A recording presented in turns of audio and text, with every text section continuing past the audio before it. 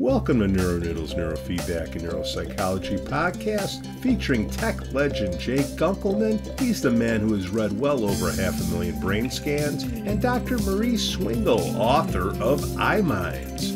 Our goal is to provide information and promote options for better mental health. The NeuroNoodle podcast is supported by listeners and businesses just like you. Hey, Pete. Jake Gunkelman. You're a parent. Are you stressed? My kids long since graduated from university, and his own employer. He's self-employed as a geologist. So anyway, Question still stands. I'm not stressed by the parenting issue at all, but there's different parenting styles too. Yeah. You know, and if you have a controlling style in modern times, that's a particularly difficult, stressful relationship at that point. If you have more of a freeing connection with your kid, it's not the same level of stress, but it's also a unique circumstance that can work within. You know, my kid was basically a free-range kid in a very small town. Crockett's 3,200 people, and if he did something, somebody would call me and I would know about it before he got home. So, you know, Well, we're in the feedback business, and if you're a helicopter parent, you're denying feedback to the kid, and how are they going to learn?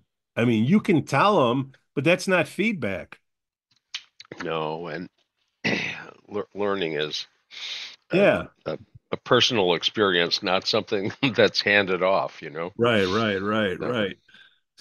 So well, I mean, Yeah.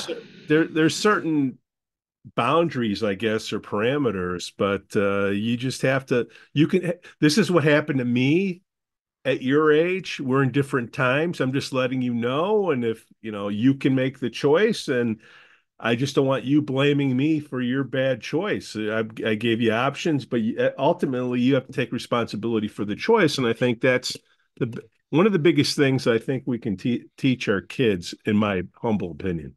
Surprised mine turned out as fabulously as he did. He's my kid after all. Yeah, I absolutely. can't imagine having me as a dad, you know? So, My Suisun City buddy. you know, I built him a tree fort when he was really small, and it had two levels, and you could climb up kind of a wooden ladder that they could pull up. But when they pulled it up, if they dropped, it was like a cleaver to take off the head of somebody trying to come up behind them. I mean, and it had ropes that would swing across from the tree to the deck, but below the swing across is rocks. So if you didn't make it to the deck, you went to Right. the rocks, you know. So it was a lethal treehouse, and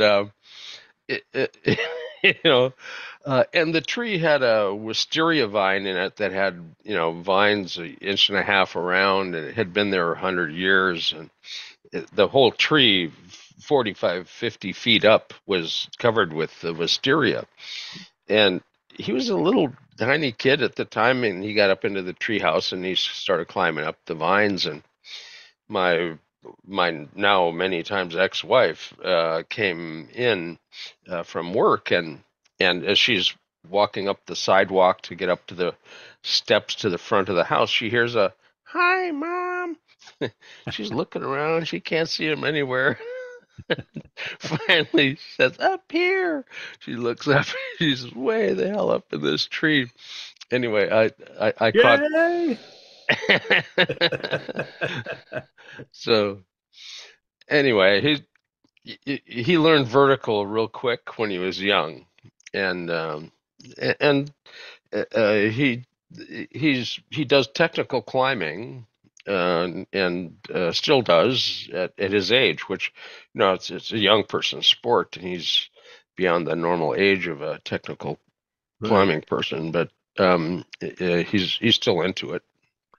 Well, we're talking Um, 80s, 90s kids versus today, you know, you know, yeah, the differences are I again getting back to the comparisons, kids today compare themselves more than kids, back then. It was a smaller group to compare to, right? yeah. I didn't have any concerns over my kid coming home from school shot, Yeah, yeah, and that's I think there's a lot of parents that have fear deep inside of them that that's a possibility, and and it is a possibility. It's not a probability, but it's still a possibility, and um, it happens, but it doesn't always happen at any well, given location. So, it's and and then media, and it used to be bullying was only face to face. Now you can get it online. right. Uh, yeah, um, But little it's Johnny just getting in a fight at school, I mean, you don't even want him to get in a fight because you don't know what the other person's going to have. They're not just going to use their fists. I mean, they're going to have an arsenal. Inner city, yeah. Chicago, at least, We Vaughn was a fairly sensitive young guy, and we put him into karate class, and he excelled at it. He's very very quick reactions and so forth, so he did real well. But at one point, the instructor said, you're only doing defense, and you have to do offense too. So he put him against a black belt in the little school, the dojo, and he told the black belt, anytime he's not attacking you, hit him. So so he had to learn offense as well. yeah, yeah, Uh, but at school, he was jumped in the playground by a kid, and the rule at the school was basically if you're in a fight, everybody gets expelled. Doesn't matter where you started it, or, you get expelled. yeah. And a teacher oversaw from inside the building what had happened. It was right outside their window, and the kid who jumped him started to throw punches, and he blocked everything the kid threw, but never threw a punch himself. And finally, the kid who was trying to attack him was so unsatisfactorily attacking him that he started to cry, and he just broke down out of frustration, not being able to touch him, basically. And they were ready to expel them both, but the teacher came out and in his defense said, he never punched once, and the kid's crying because he was frustrated because he couldn't hit him. And so I asked him, why didn't you just pop the guy, And he said, our instructor said if we used our skills when we weren't in fear of our life, that the next time we used our skills, it would be with him. And Yeah. so he, you Fair know, enough. Wax on, yeah, wax off, Dr. Marie. Hello, we're talking about parental stress. Good morning. Yeah, this is a big one. This is the big one. Yeah, yeah. and there's things that when I was back in my parenting days, many decades ago now, there weren't some of the kinds of stress that there are now. Obviously, online and shootings in school and things such as that. The it's a different circumstance than it was, in the 60s and 70s. So, Yeah, um, but getting into the mental health thing, though, just jumping right in, parents are overworked and overstressed, period. But um, I want to talk about downtime. There isn't any downtime now. There's crash time. And I think all of us are being affected. The kids are being affected. The parents are being affected. Um, workers are being affected. It just depends on who you're observing at this point. I think we're kind of in a cultural crisis. We've taken away I'm exaggerating, we've taken away a grand amount of our functional and societal financial support for parents and families. And what has been the substitute? Well, the substitute has been the good old interactive technologies. I call it the parenting trap. And we all know that frequently when children interact too much with interactive technologies, they get into states of increased arousal from which it's increasingly hard to disengage. So when they're not engaged with the technologies, they're bored, they need to be entertained, they're getting into all kinds of no good things, bugging their parents, etc. So I think we need a larger cultural lens. The other thing I was talking about, briefly on our open chat yesterday, and music out of schools. We've taken sports out of schools. What parents are needing to finance now, and not just financially, but the driving time to get to things. A lot of, supposedly community things are not happening in the community. And I don't think, I'm going to give a little wave back to Hillary Clinton years and years ago, talking about how it takes a village, but it really does take a community to raise a family. It takes a community to raise children with good social skills and good mental health and good educational skills. And I think kudos to neurotherapy. We're doing lots and lots and lots for these children and taking down the stress levels of parents. I'm really going on a diatribe here. You reduce the stress of the parent, a lot of the issues of the children are resolved. And it's wonderful we can do this with neurotherapy, but I think we have to look at the culture. Given the intergenerational transfer via epigenetics of ACEs, which are adverse childhood experiences that end up having adult health issues, but that's passed on to their children. And if you look at the, you know, two people make, four people make, I mean, the number of people that come from a stressed family that end up having inherent stress in their genes, Yeah. that it takes an intervention and not an inconsequential intervention at that point to break through.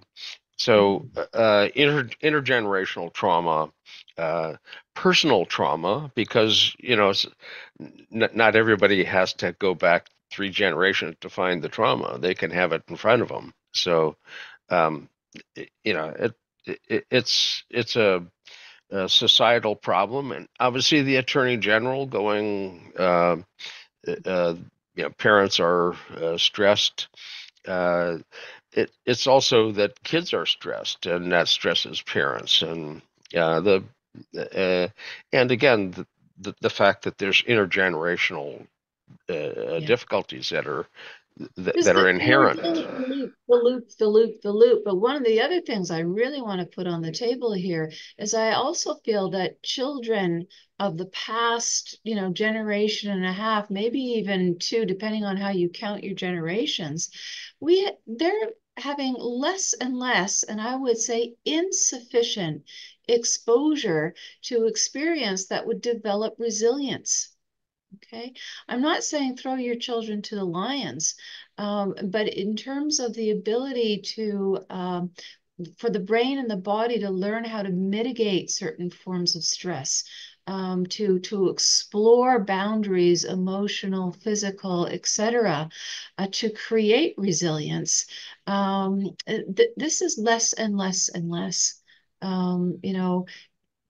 Children don't have, I would say, enough exposure to soft danger. And what I talk about soft danger is, playing with scissors and then cutting carrots and maybe whittling.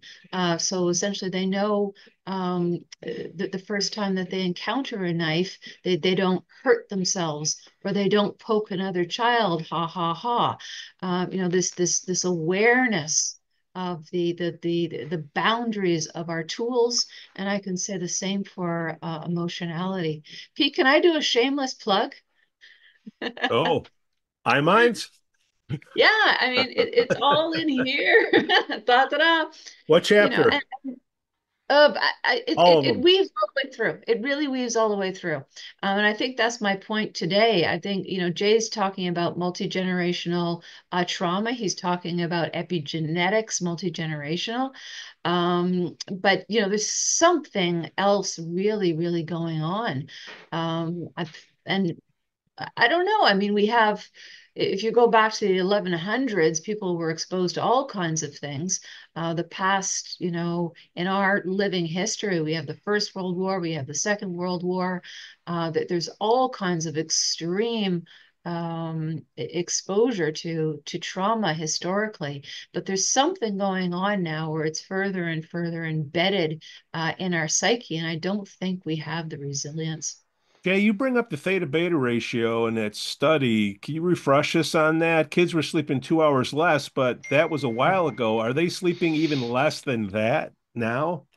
I don't know how bad it's gotten, um, but the data was basically that in 1999, the theta from 4 to 8 divided by beta, 13 to 21 hertz, that ratio was 95 to 98% accurate at identifying ADD from normal.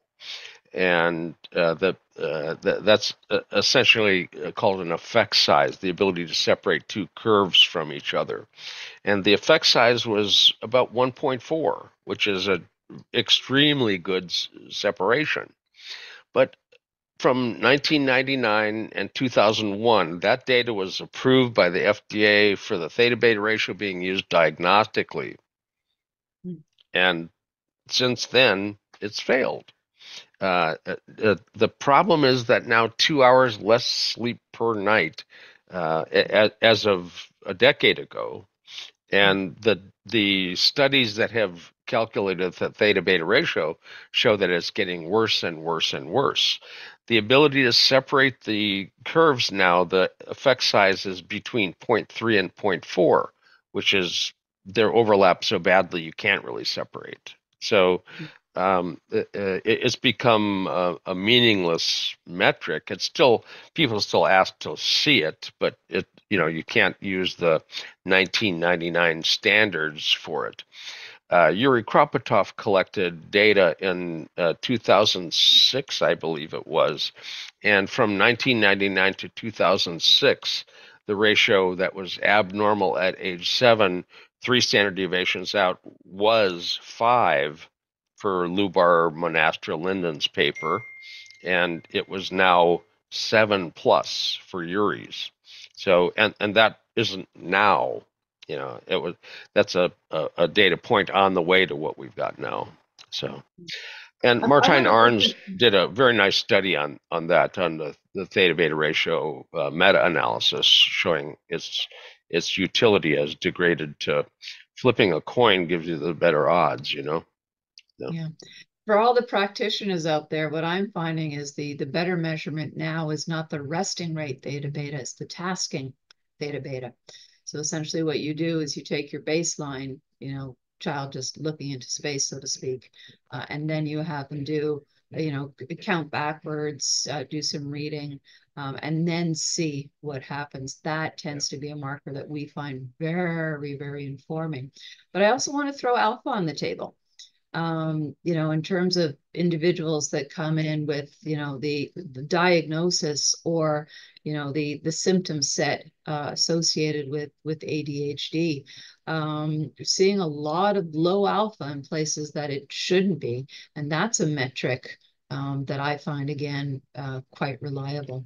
Jay, slow, maybe you'll be able slow, to slow alpha. When you say low alpha, Yeah, slow alpha. Okay. And Because Jay, if you want to just low take the means like speed. small, not always Oh, slow. So, yeah. Yeah. language in Yeah. EEG, we've got to be very precise. Otherwise, we get all screwed up, and No, being these a are tech, in-house, no, in-house colloquialisms. Yes, this is what yeah, I mean when I'm talking about 8 to 9 hertz alpha. yeah, Yeah, and Jay, if you want to take that away in terms of sure. what may or may not be Slow, happening. slow alpha. If you look at semantic and declarative memory performance, the ability to spit back out stuff the names of things, and the order of how to speak and things such as that. So, semantic and declarative memory, if your alpha is alpha 1, 8 to 10, not 10 to 12, but 8 to 10, you have poor performance by comparison to the 10 to 12, which have superior performance. So having slow alpha, you underperform even on things that are in there. You can't retrieve them well and spit them out. So you perform very poorly on testing. Yeah. So, uh, and amphetamines are given to speed up background alpha. And the difficulty with that is that, you know, I, I'm so old. I remember the 60s and 70s vaguely. So, amphetamines back there, they talked about amphetamine psychosis if you used amphetamines consistently. Well, now they prescribe it consistently. And Mhm. it's not without consequence. Brains given stimulants aren't always going to end up having good outcomes.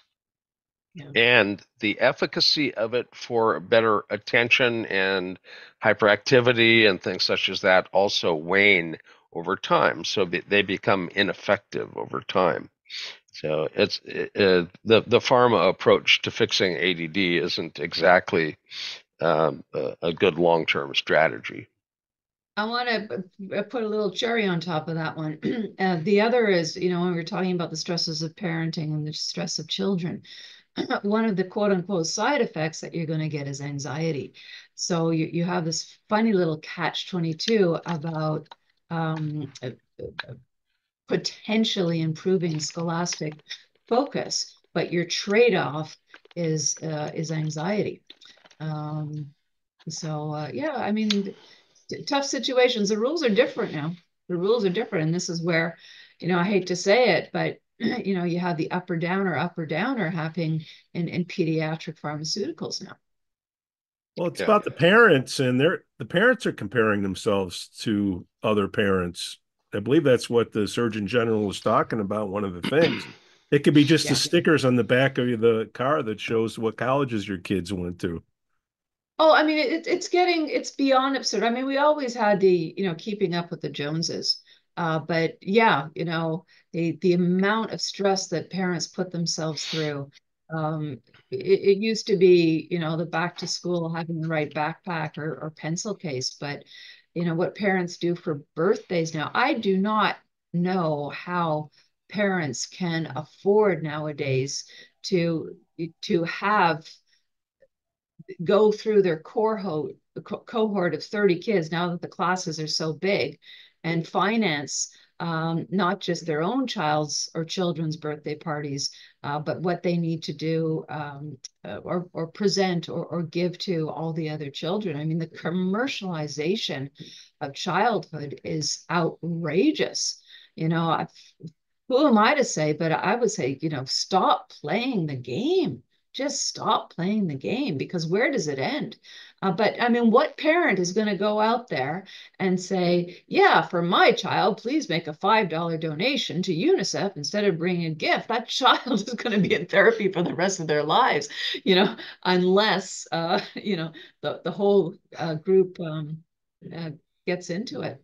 Jay was talking about parents are stressed because, guns in the school and all that physical Yeah. harm. What about mental, I want to say harm, but not all teachers, but some teachers are trying to do, push their agenda on the kids, whether it's gender or all the Mm. pronouns and all that stuff. Uh, you think that weighs in Yeah. on, at least the conservative parents? Well, there's going to be parents upside on one side or the other of any sort of a political issue. School's not a good spot for partisan politics. It's a good spot to teach civics, Yeah. that's I think the proper approach. And you know, um, the push to put the Ten Commandments on the wall of every schoolroom and that sort of thing is kind of silly. I see in Florida that the Satanists, they have their own little church thing. They applied to be school counselors because the Christian school counselors were being allowed to be counselors. So anyway, there's that's in the courts in Florida now. So Satan, I uh, get. What I don't get is what age can a kid decide if they want to pick their gender? Well, I mean, let's just dial this back. As Jay said, the whole issue here is gender is now a political issue yeah, as opposed to a biological issue. And I mean, it all depends, Jay and I mean, it was kind of humorous in terms of the way I was speaking, about alpha, the way I yip yap in the clinic about it rather than technically. So are we talking about the same thing? Okay, what lens are you looking at gender through? I go back, sex. Let's stop talking about gender. Let's talk about sex. What is your biological sex?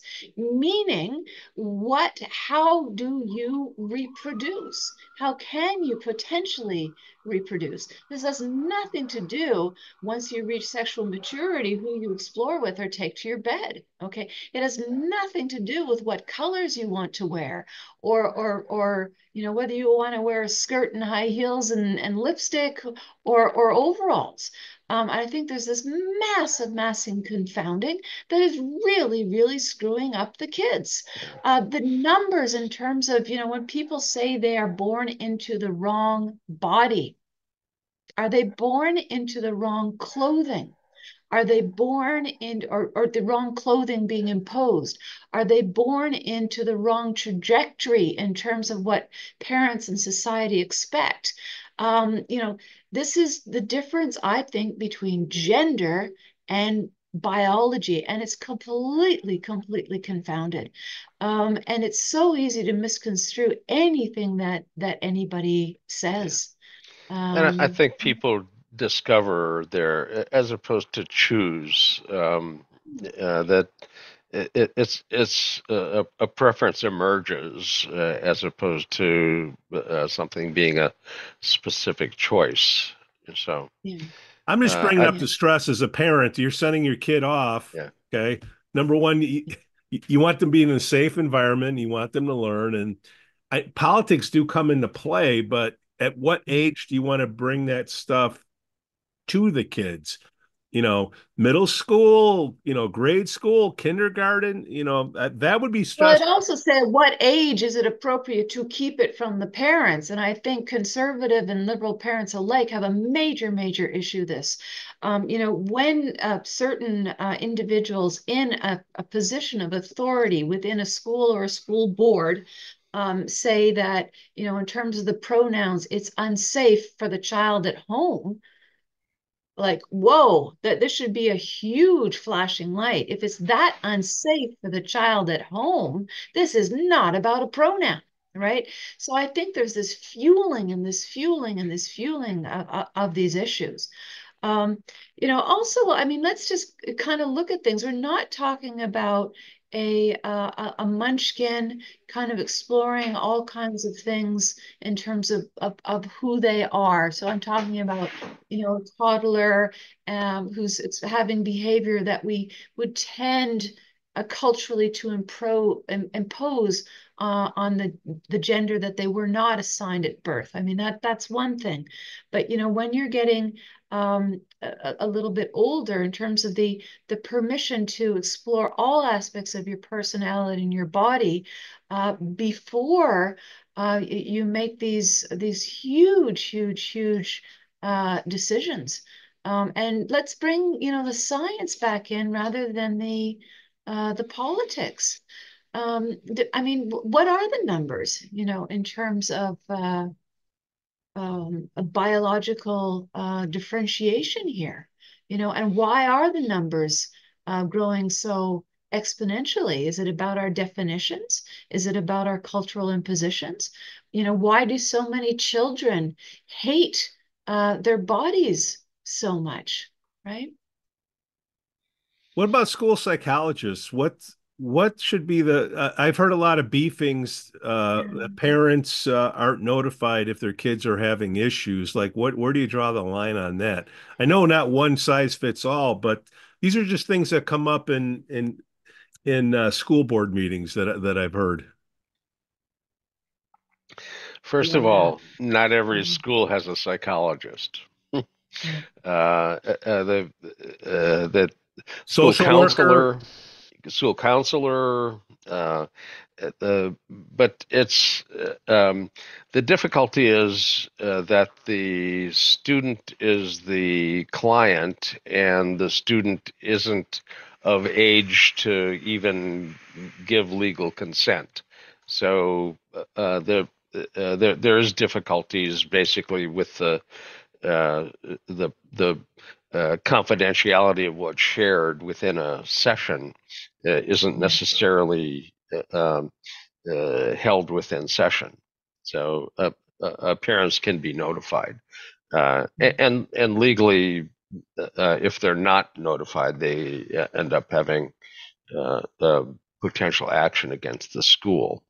So And just to really frighten people a little bit further, I mean, depending on the laws of your region, but when you seek the services of a registered professional, yeah, we are all bound by very explicit, defined rules of confidentiality. Most people know what they are. I'm not going to repeat them.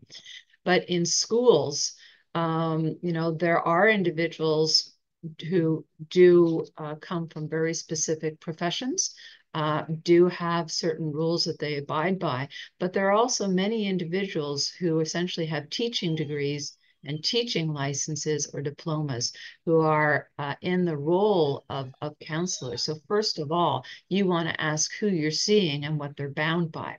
But even then, in the school, a lot of these records, they are public record if it is in the child's school file.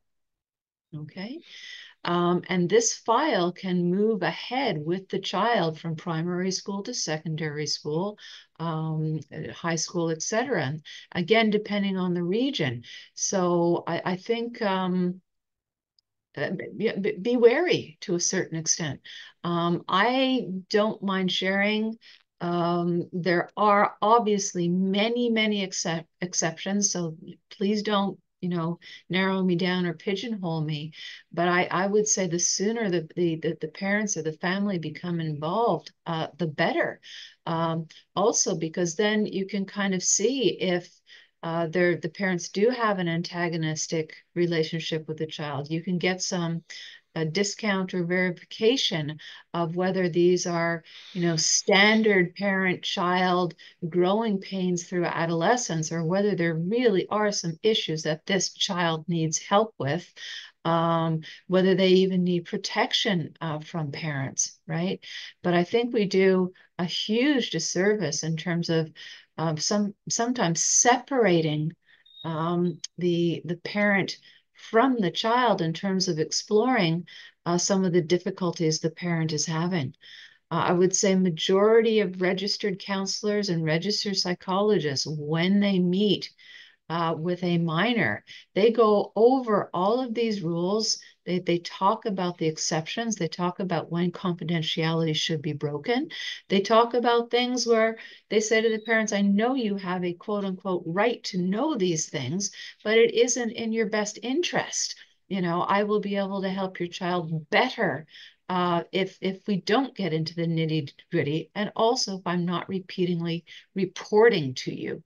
But I think that conversation should be had with parents in the school so that nobody feels betrayed. Surgeon General gives us the warning. Okay, it's not like cigarettes. Okay, don't smoke anymore. Doesn't say Don't what you. parent anymore. Yeah. It says it's a team sport. It's a community effort. Yeah, yeah. Affordable daycare. Blah. All this stuff. Okay, great. But in the meantime, what is it? Surgeon General doesn't really say anything what to do. What do we tell the parents to help the parents, number one, and kids, number two? I'd say get to know your neighbors, number one. Okay. Um, See if you can't have peer groups within a geographical area, if you're not literally living a block from school. Try and reinforce support networks in more of a friendship manner. Share the aspects of parenting that you can, whether that's ride sharing or driving or walking kids to different events. I would say for all those wonderful adolescents out there, get back into the job market, what we used to call babysitting, uh, all kinds of things, right? I think it's about community. We're lacking community. Where does a child go, or what happens to a child when a parent is late picking them up from school? Why is this a hugely stressful situation? I'm not saying we should necessarily go back to, my generation or the latchkey where we all had our own keys and spent hours and hours at home. Um, but I don't think we were as stressed. Did I just say it? The good old days. Did I just say it? Can it be But anything again, worse? the child's independence in a positive way. Foster the child's growing independence, um, community bonds, school bonds, uh, And neighborhood Nothing bonds. quite like small town. Um, Yeah. a small town has a school board that's a small town school board with a small school district, and you can have lots of influence there. The larger the circumstance, the less easily intervened. And I think uh, my son was fortunate that we were in a very small town, and he was essentially a free range kid. Yeah. And it you know that it was a town of 3,200 people, and if he got into anything at all, I would hear about it. I'd get a call. Somebody would tell me what he was up to. By the time he got home, I would look at him and he said, "Oh, you already know," So, the I'm happy that he turned out as well as he did. Yeah, I can't imagine having me as a dad myself, but uh, anyway. I vouch for Vaughn. He's good peeps. Yeah. So, Yeah. so for the parents But and the kids, shouldn't we talk about Mental Health Awareness Month is May. I don't know why they picked May, but depending on where you live, isn't like springtime the time where you need to be hyper vigilant when people have more energy, Dr. Marie? yeah, we were talking about that before. We're going to get really, really dark and gloomy here on this glorious sunny day. But a lot of individuals, whether you're affected by seasonal affective disorder or just are having depressive episodes, et cetera, or extreme depression. People get very, very blue and have reduced energy over the winter months. And what we do find, it's a horrible, horrible, horrible statistic, but suicide rates go up in the spring when there's more light associated with the individual getting more energy. And unfortunately, they find the energy to do what they did not have the energy to do before. So I would say for anybody in any type of counseling role out there, make sure that that energy is properly directed when people start to wake up with spring. There's always Breathing? cabin fever. What about parents and breathing?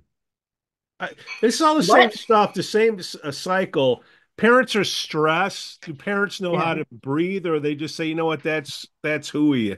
I don't have the time to breathe. Okay. You want to get me on another rant here, Go, Pete? go. We got 10 minutes Okay. to kill. No, I mean, yeah, if we're talking about taking care of yourself, okay, and controlling certain aspects of your psychoneurophysiology, et cetera, through breathing and breath work. I mean, we have an app, for example, where we combine HRV with harmonics, and the data is out of this world, okay? And it's not just what we're doing, it does really work, okay? But the best way to really piss off anybody if they're having a hard day is to look at them and say one of two words. Okay. The first one is relax. Okay. And the second one is breathe. Okay. And, when somebody is in the moment, to just tell them, breathe, oh, just take a breath. People in that heightened state of arousal that are really having a hard time just want to swat you. But if you do take breathing as part of your health regime, and you use it as a method of quieting, a form of biofeedback, then it can be absolutely fantastic. But we've got to be careful about that, in terms of how we push this. It's kind of like the mindfulness thing, you know. Everybody is doing mind great, absolutely great. But, some people just need to get out there and run and scream and jog and swim. And, for many, many people, getting the energy out as opposed to trying to over control it can be very helpful as well. Why do car rides with kids, all the suggestions that you make, the person has to be willing to accept it, to Yeah. consume it. Why does car rides, when a kid is staring out the window and the dad or mom's driving, why do car rides seem to help with communication? Why am I saying that? Because I've always noticed that road trips, you have to talk and you got nothing else to Same do. reason as pillow talk. Yeah, Okay. same reason as pillow talk. There's still these quiet environments where there's really nothing else to do, okay, where silence is not a problem. Okay. And in theory, time is not a problem. Okay, well, maybe not so much now that there are phones and cars, etc. But in yesteryear, or if people do turn off their phones in those type of environments, it is a place where there's no interruption and you're essentially trapped in a positive way. You're boxed in. It can be a beautiful opportunity for communication. And I'm going to loop back to Pillow Talk. Same thing, missing the best times, I would say, whether in couples, parents and children, is just before you're going to bed, just before you're falling asleep. The most intimate moments happen then. And I'm not just talking sexually for couples. It's the highest time of honesty and intimacy. We had 6 kids in the car and a dog, and we That's pulled different. a pop-up trailer behind the station wagon. The Vista Cruiser is one of them I remember, and that it was always an adventure. Um, we uh, uh, uh, we drove across Oregon, and it was cherry season, and we got a couple of big bottles of cherry juice, but they were in whiskey bottles, but they were cherry juice. They just bottled it in bottles they had. It was farm stand. Going through Utah, we got pulled over by the highway patrol because they saw kids in the car drinking whiskey. And so it was always interesting. It was always interesting. Love it. That gets rid of But stress. yeah. Well, and you know, uh, long drives are kind of hypnotic. You can kind of doze off as well. And my dad had a lead foot, and if mom was asleep, so yeah, she would doze off, and the pedal would go down, and we'd uh, we started out the trip with the trailer behind us, so the little pop-up trailer with knobby rubber on the wheels. And if you go really fast, the suction behind the car gets the trailer to bounce, and the wheels go ee, ee, ee, ee. They came back slicks, you know. But you got to really get going. So anyway, I remember car trips with the family. We also had a couple of other families that we would all go en masse uh, and to a YMCA related event. My dad was the international president of the Wise Men's Club, which is a service organization for men, basically. And so we would be going around to various conventions within the U.S. and he traveled internationally to those as well. So, Dr. What Marie, are does your what business pick up? We're back to school. I think that's why the Surgeon General put that yeah. warning out. I'm sure politics didn't come into play with it either, but back to school. Mhm. What does your business pick up, or does it go down? Where kids take that break from school and then they go back into it, and then all the issues. Yeah. Yeah. Well, I mean, the answer is yes. It just depends on the client profile. So we do have a lot of people come in end of August for what we call booster sessions, just to prime the brain to get back into work mode. So that's one grouping. And then we do have a little bit of a lull the first few weeks of school. That's also intentional. We have other folks where we, excuse me, we wrap up therapy in the school year. And then I suggest that they uh, go have the kids go to school, and then somewhere between week 4 and 6, when school is settled in, they're solid into the curriculum, that's where you're going to see how your child is doing. So bringing your child in on week 2, you're not really going to know what the issues are. So yeah, I highly recommend that people come in anywhere between week 4 or 6 of school. And that's where you can do some really, really effective work, because you know what the issues are, you know what the dynamics are as well, whether it's in a child having social issues, whether it's a dynamic with the teacher, whether they're starting to fall behind, whether it's concepts, process, et cetera, et cetera. So yeah, we have a nice upkick in right before school, and then 4 to 6 weeks. yeah, we get the Tends to be. beginning of school, we get referrals for assessments. Rather than being a therapist doing assessments, you get a different time frame on things.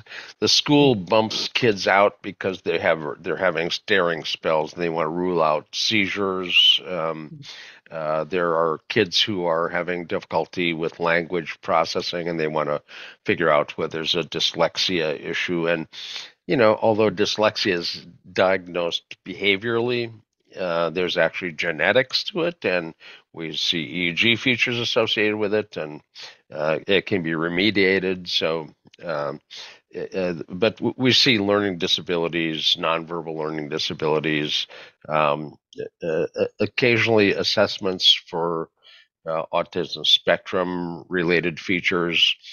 The difficulty Behavior, with behavior. the autism spectrum has between 50 and 70% of the autism spectrum people end up having undiagnosed epileptiform discharges in the EEG.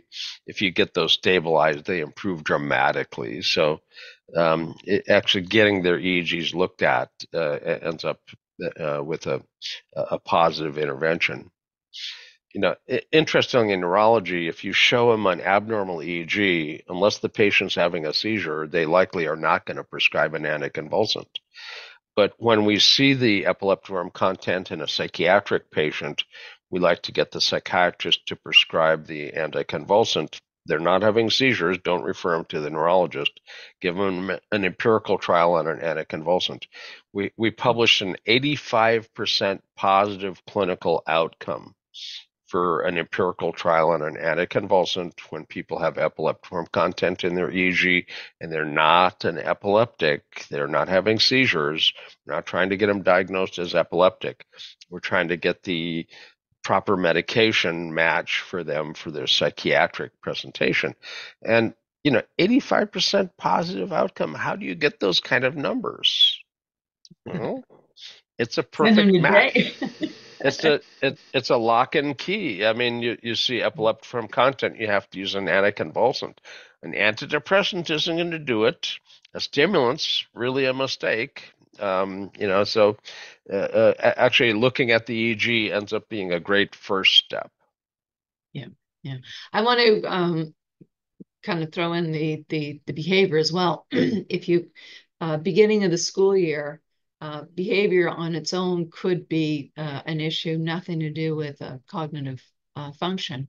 But sometimes we also get emergent behavioral masking. So this is when a child is starting to have trouble learning or getting the concepts, and they throw in the behavior as a distractor. So that's one of the things that neuro is really, really good for when we look at the EEG, seeing where some of these behaviors are coming from, whether there's a deregulation of the brain that is causing, quote unquote, the behavior or associated directly with the behavior, or whether the behavior is a marker of frustration due to not being able to follow in class. So that's a huge one that neurotherapy is really, really good at identifying, or EEG is really good at identifying.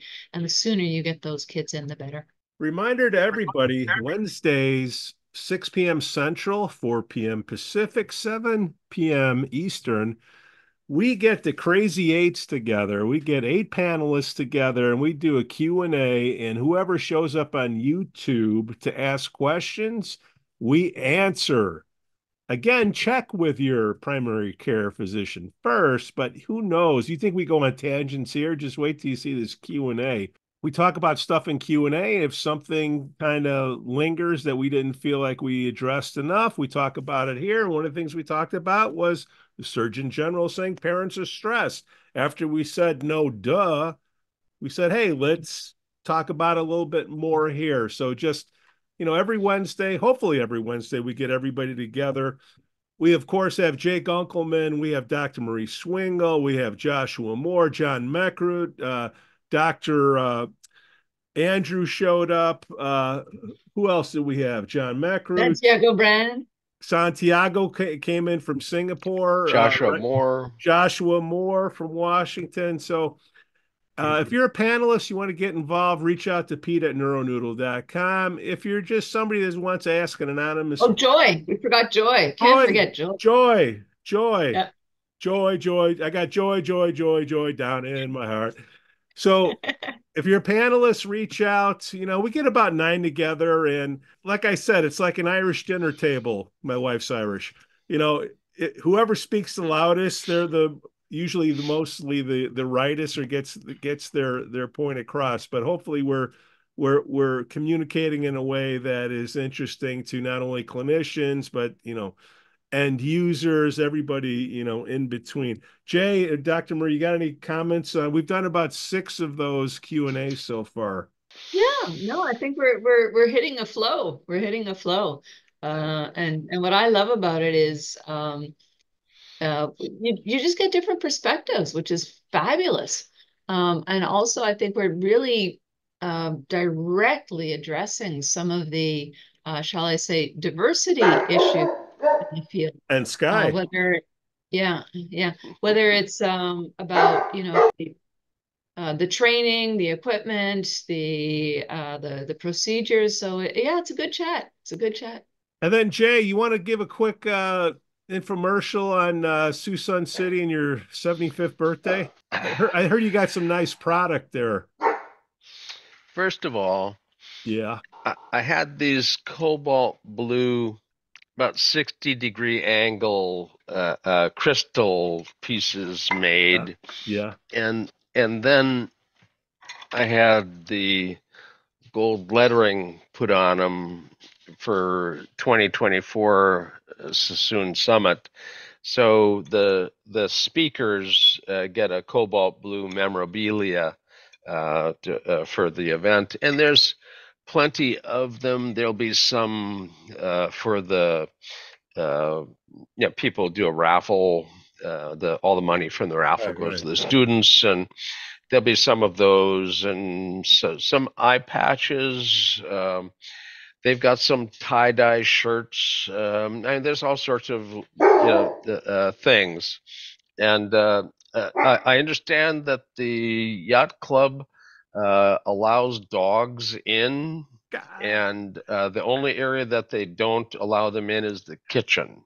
So people who want to meet Sky are going to have him probably trot through at one point. So he won't hang out there, but he's a social being. So yeah, we'll run him through. Vaughn will bring the shovel. Suisun City, all the information will be in the details. And of course, Dr. Marie Swingle, iMinds. Where can they get iMinds? Anywhere, your bookstore, Amazon, Audible. Swingle Clinic? Yeah, Swingle Clinic. Yeah, it's available in print, electronic version, and Audible. So yeah, lots and lots and lots on parenting and how we got here. Yeah. So SuisunCity.com gets you to the page for registration, and you can see the list of speakers and their abstracts and all of that. And anyway, it's got a limited face-to-face audience. There's only 80 people that can be in the yacht club. Beyond that, it's live streamed for people who want to get access to the talks but can't necessarily get in because it's filled. So I think we're very close to being topped off already. So, and it's a hell of a birthday party. Oh, I don't get out every year except for this, and it's a way to have a 3-day long birthday party and an EG meeting all at once, and I can't travel, so it's local. And anyway, it's we have fun, so I look forward to it. We always have fun. Dr.